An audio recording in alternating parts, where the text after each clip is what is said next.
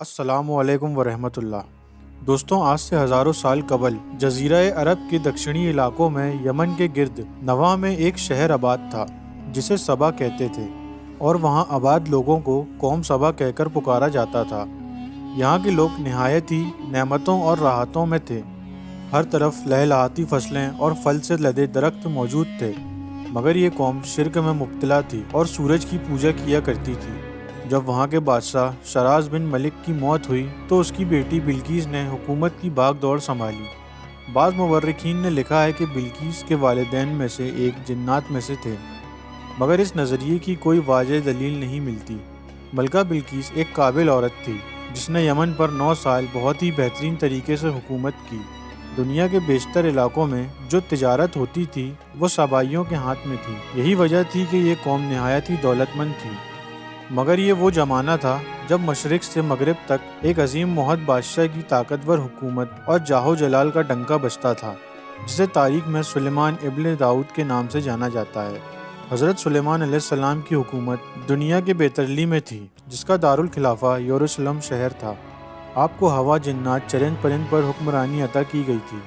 ایک دن کا واقعہ ہے کہ حضرت سلیمان علیہ السلام نے دربار لگایا تو جن و انس، جانور اور پرندے سب کے سب حاضر ہوئے، مگر ان کا چہیتا پرندہ ہدہد غائب تھا۔ آپ نے پوچھا، ہدہد کہاں ہے؟ جب وہ نظر نہ آیا تو آپ علیہ السلام نے فرمایا، اگر وہ اپنی غیر حاضری کی کوئی مناسب وجہ پیش نہ کر سکا تو اسے ذبح کر دیا جائے گا۔ ابھی یہ گفتگو ہو ہی رہی تھی کہ ہدہد حاضر ہو گیا۔ پوچھا گیا، تم کہاں تھے؟ ہدہد نے بڑے ہی احترام سے جواب دیا کہ اے اللہ کے پیغمبر، میں اڑتے اڑتے ایک ایسے ملک پہنچ گیا جہاں میں نے لوگوں کو شرک میں مبتلا دیکھا۔ وہ آگ اور سورج کی پوجا کرتے ہیں۔ ان کی ایک رانی ہے جسے وہ بلقیس کے نام سے پکارتے ہیں۔ وہ ایک بہت بڑے تخت پر بیٹھ کر حکومت کرتی ہے۔ اس کے تخت میں قیمتی ہیرے جواہرات لال جمور جڑے ہوئے ہیں، اور اس کے پاس تمام شاہی سامان آرائش اور نمائش کے موجود ہیں۔ حضرت سلیمان علیہ السلام نے کہا، اگر تمہاری بات سچ ہے تو میرا خط اس ملکہ تک پہنچاؤ تاکہ وہ شرک سے باز آ جائے، اور خط پہنچانے کے بعد وہاں بیٹھ کر سنو کہ وہ کیا رد و عمل اختیار کرتی ہے، اور پھر آ کر مجھے خبر دینا۔ حضرت سلیمان علیہ السلام نے خط روانہ کیا جو یوں تھا، اللہ کے نام سے شروع جو بڑا مہربان اور رحم فرمانے والا ہے۔ یہ عزت والا خط سلیمان ابن داؤد کی جانب سے ملکہ سبا بلقیس کی طرف ہے۔ جو ہدایت کی پیروی کرے اس کے لیے سلامتی ہے۔ مجھ پر غلبے کی خواہش نہ کرو، میرے مقابلے میں سرکشی اختیار نہ کرو، بلکہ فرما بردار اور مطیع ہو کر میرے پاس آ جاؤ۔ یہ خط دراصل ملکہ سبا اور اس کی قوم کی طرف دعوت اسلام تھی۔ ہدہد نے یہ خط لے جا کر ملکہ بلقیس کی گود میں گرا دیا۔ ملکہ کے دربار میں اس وقت 300 کے قریب سردار بیٹھے تھے۔ انہوں نے جب یہ خط پڑھا تو طیش میں آ گئے اور کہا کہ یہ ہماری توہین ہے، ہمیں اس کا سخت جواب دینا چاہیے۔ مگر ملکہ بہت سمجھدار تھی۔ اس نے انہیں سمجھایا کہ خط سے پتہ چل رہا ہے کہ یہ کوئی عام شخص نہیں بلکہ خدا کا کوئی پیغمبر ہے، لہٰذا ہمیں حکمت سے کام لینا چاہیے۔ اس نے کہا کہ میں حضرت سلیمان علیہ السلام کی طرف ایک تحفہ بھیجتی ہوں، اگر انہوں نے قبول کر لیا تو وہ بادشاہ ہے، میں اس سے جنگ ضرور کروں گی، لیکن اگر انہوں نے تحفہ نہ قبول کیا تو میں اس کی پیروی کروں گی، کیونکہ وہ نبی ہیں۔ ہدہد یہ ساری گفتگو سن رہا تھا۔ اس نے آ کر حضرت سلیمان علیہ السلام کو ساری بات بتا دی۔ حضرت سلیمان علیہ السلام نے جنات کو حکم دیا کہ شہر میں داخل ہونے والے راستوں پر سونے چاندی کی اینٹوں کا فرش بچھا دیا جائے۔ راستے کے دونوں جانب سونے کی عجیب الکھلکر جانور کھڑے کر دیے جائیں۔ گجرا اور اموال سلطنت کی تمام کرسیوں کو سونے کا کر دیا جائے۔ دربار کو ہیرے جواہرات سے مزین کیا جائے۔ ادھر بلقیس نے حضرت سلیمان علیہ السلام کے لیے تحائف روانہ کیے، جس میں سونے کی اینٹیں، جواہرات، غلام، کنیزیں اور ملکہ کا ایک خط بھی تھا۔ جب یہ تمام تحائف لے کر قاصد حضرت سلیمان علیہ السلام کے دربار میں پہنچے اور انہوں نے یہ سب دیکھا تو شرمندہ ہوئے۔ حضرت سلیمان علیہ السلام نے ملکہ کے قاصدوں سے کہا، کیا تم لوگ مال سے میری مدد کرنا چاہتے ہو؟ مگر دیکھ لو، جو کچھ اللہ نے مجھے عطا کیا ہے وہ اس سے بھی زیادہ ہے جو تمہیں دیا ہے، لہٰذا تمہارا تحفہ تمہیں مبارک ہو۔ اب تم اپنے تحائف کے ساتھ واپس جاؤ اور اپنی ملکہ سے کہنا کہ ہمارا انتظار کرے، ہم ایک زبردست لشکر لے کر آئیں گے۔ جب یہ خبر ملکہ بلقیس کو پہنچی تو وہ سمجھ گئی کہ واقعی یہ اللہ کے نبی ہیں، لہٰذا اس نے جنگ کے بجائے حضرت سلیمان علیہ السلام کے دربار میں حاضر ہو کر اپنی اطاعت کا یقین دلانے کا فیصلہ کیا۔ جب حضرت سلیمان علیہ السلام تک یہ پیغام پہنچا تو آپ نے اپنے درباریوں سے کہا، تم میں سے کون ہے جو اس کے مطیع ہو کر آنے سے پہلے ملکہ کا تخت میرے پاس اٹھا کر لائے؟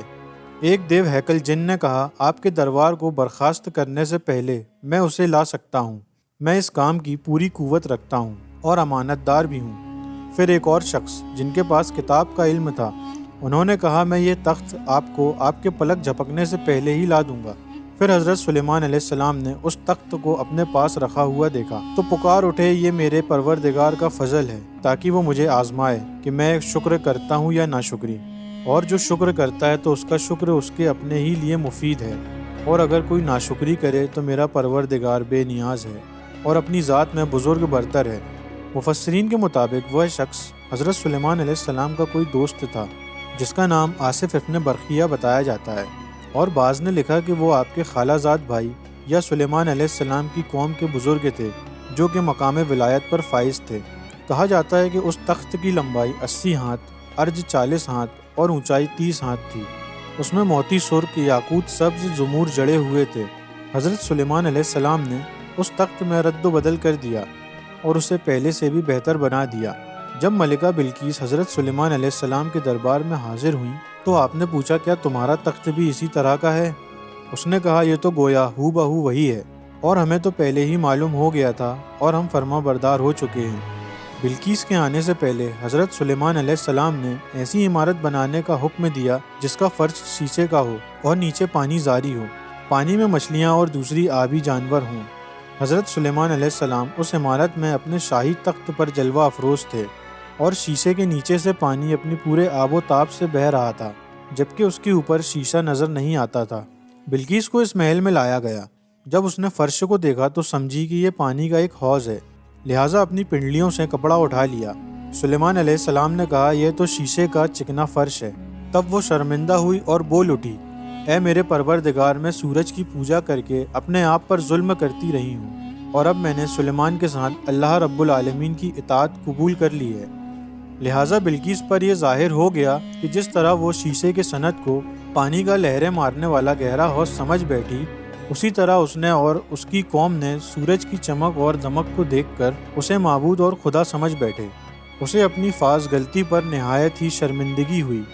بعض مورخین نے لکھا ہے کہ اس واقعے کے بعد ملکہ سبا مسلمان ہو گئی اور حضرت سلیمان علیہ السلام کے نکاح میں آ گئی، جبکہ بعض نے لکھا ہے کہ آپ نے بلقیس کو یمن واپس بھیج دیا اور ان کے لیے وہاں 3 بڑے محل تعمیر کروائے۔ آج کے لیے بس اتنا ہی دوستوں۔ یہ ویڈیو آپ کو کیسا لگا نیچے کمنٹ کر کے ضرور بتانا۔ امید ہے یہ ویڈیو آپ کو پسند آیا ہوگا۔ اسے لائک اور اپنے تمام دوستوں کو ضرور شیئر کیجیے۔ مزید ایسی ہی ویڈیوز کے لیے ہمارے چینل کو سبسکرائب کر لیجیے۔ ملتے ہیں آپ سے اگلی ویڈیو میں۔ خدا حافظ۔